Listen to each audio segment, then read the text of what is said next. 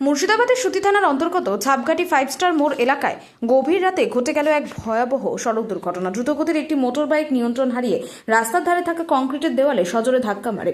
এরপর গুরুতর আহত হন দুই যুবক। দুর্ঘটনার পরে এক্সক্লুসিভ ভিডিও যখন বজ্রকলমের হাতে, তখন আমরা যে দৃশ্যগুলি দেখছি সেটা হলো স্পষ্ট দেখা যাচ্ছে দুর্ঘটনার ভয়াবহতা। রাস্তার উপর এবং আশেপাশে ছড়িয়ে ছিটিয়ে রয়েছে মোটর বাইক, বিভিন্ন ভাঙা অংশ। ধাক্কার তীব্রতা এতটাই বেশি ছিল যে বাইকের সামনের অংশ কার্যত দুমড়ে মুচড়ে যায়।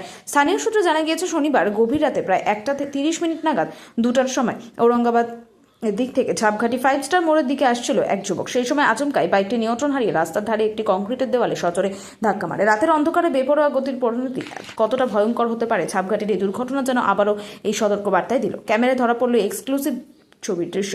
সাইদুল ইসলাম।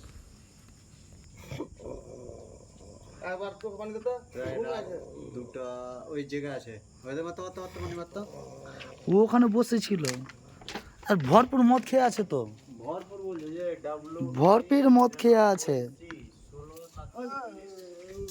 ওই বাড়ি কোথায় রে? হ্যাঁ?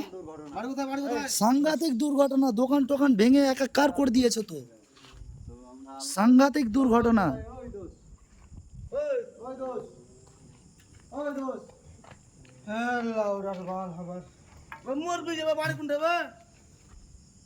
আরে মা তোমার পার্টনার না কি ওটা পুরো ইয়ে গেছে যে